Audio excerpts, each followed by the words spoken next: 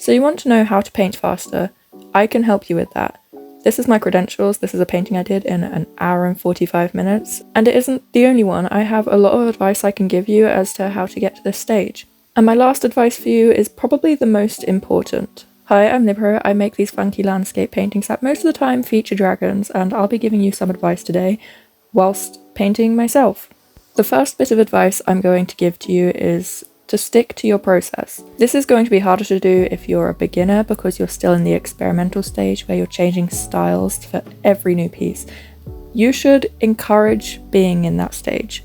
It's so important to enjoy being in that stage because it's essentially the building blocks for the rest of your art journey. But if you feel like you are finished with that stage, then just stick to a process for a little bit. Make sure it's one you enjoy, so if you really do not like sketching, stop sketching, go straight in with big shapes, and just force yourself for a few paintings to stick with that process because you will quickly learn to know what step is next. Imagine it like your brain being a supercomputer, which it pretty much is. Every single time you paint something, you are giving your brain a list of commands that you have to follow. Now, if you do not have a set process, you have to think of each of these commands before you can act on them. If instead you have a similar process every time, you don't have to think about these and you will already be thinking about the next step ahead. That will contribute a lot to your speed. I can't stress enough sticking with a process you enjoy though, because if you are doing the same thing over and over again, you really do need to enjoy it. You really do need to make sure you're not going to get sick of it and decide you don't want to paint ever again. Moving on to my next tip, you need to embrace being messier. You can still enjoy rendering and spending hours and hours and hours doing that, but if you want to build your speed up, you're going to need to accept that you're going to have to make cuts. Make rendering something in full something you get to look forward to once every month. Instead, focus your attention onto focal points in the piece, because this is where your audience is going to be looking most of the time. And by fleshing those areas out, you are going to make it appear more detailed, even though it may not be. But also on that, detailed does not equal rendered. For example, my favourite thing to do that implies detail is just loads of little dots and scratches and arrows that mimic leaves. When you're not paying attention to them, they blur into the background a bit and make it appear a lot more fleshed out than it is. But even when you are looking at them directly, you can still tell effort has been put in there, despite it only taking me like 30 seconds to do this whole bush. I think this is where you can let experimenting come back into the process, because you do need to have some experiments going on that allows you to discover how these marks look in a piece. And remember, if your motivator for creating art at the moment is posting it to social media, your audience may not be looking at your art for anywhere near as long as you're looking at it yourself when you make it. I really hate that I'm about to give this advice, but you need to be prepared that you're going to cut a lot of things out of your art in order to keep up with algorithms. And cutting time out of your paintings by making everything a little bit messier is one of the easiest things you can do. But I hate giving this advice because it is a steady slope to just regressing in your skills. So approach this one with caution if you are doing it for the sake of the internet. Focus more instead on the other advice I have to give to you. Speaking of which, here is tip number 3. Know your tools. So this kind of goes hand in hand with tip number 1, which was sticking to a process. By knowing your tools, you also have to stick to your tools.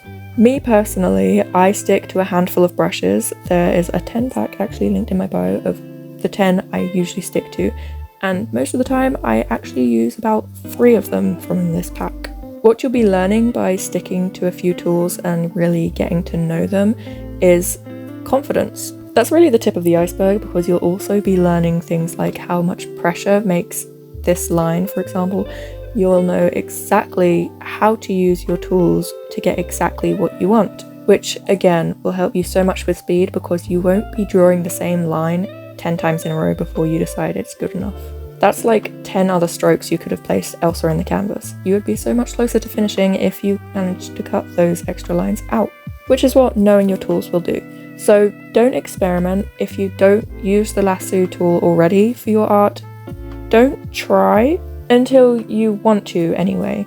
I can't stop you. This is just advice to get faster. If you want my advice on how to experiment, that would be a completely different video. Should I make it? I don't know. you choose.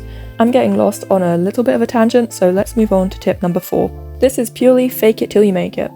Be confident. Set challenges for yourself, like doing a whole painting without using the undo button or with only using the pen. This will really encourage you to find new ways to work around things, so you're not having to spend as much time, like I said, redrawing that same line, hitting undo, redrawing that same line, hitting undo. That just costed me 3 seconds.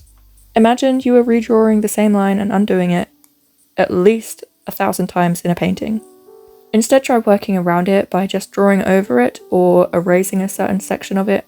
The main takeaway of what confidence will do to you to get faster at painting is you will be switching less between tools because you will be more confident in your brush strokes, you will be more confident about what you are putting on the paper. There will be less undo work going on, less switching tools and trying out a different brush because that line didn't look quite right with that brush. Instead, you are building up the confidence to just appreciate the work you have done. You are giving yourself a lot less guesswork. And like I said about your brain being a supercomputer, if you've got less guesswork, you've got a lot less problems your brain has to troubleshoot and think around.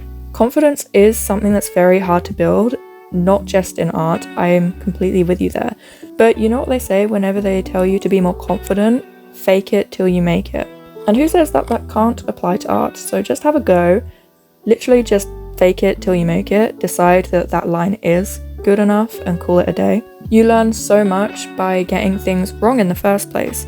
So the more you can draw, the more paintings you can make, the quicker you will improve. And you can't do that, like I said, and I've kept saying this whole time, if you are spending an hour just drawing and undoing the same line. It's a struggle out here, and I did cut line art out of my process because of this. It's looking like this video is going to be rather short, because I am already on my last tip and we're only 7 minutes in.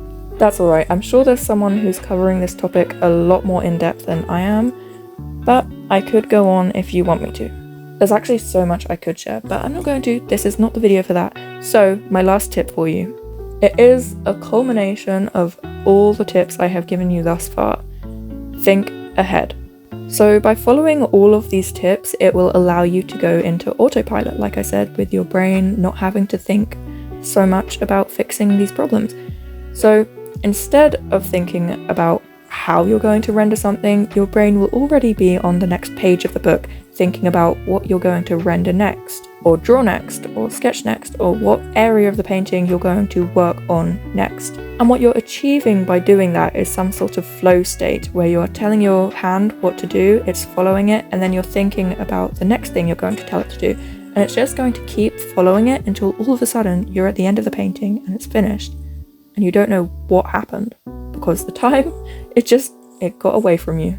And to wrap this up, I'm going to give you a little exercise that you can do that will train your thinking ahead skill without even doing a painting. Instead of looking at your painting and comparing it to the reference and considering what you need to do next, look around you and consider how you would paint certain things. You are training your thinking ahead skill because you are using your brain to determine what you would do next if you were drawing this thing. And the absolute beauty of this exercise is you can do it anywhere. If you're stood in line at a shop, you can stare at the counter or you could stare at the ceiling. Decide how you would paint it or draw it or sketch it out. Whatever you do, you can always be thinking ahead as to how you would paint something if you were painting. Essentially getting hours more practice in without even doing the practice. Anyway, I feel like I'm dragging this on, so I hope you go away and make some really cool art in under 2 hours. I believe in you, you can do this. And let me know in the comments if you do this. Okay, that was a doo-doo joke. I am out. Goodbye. See you next week. Thank you.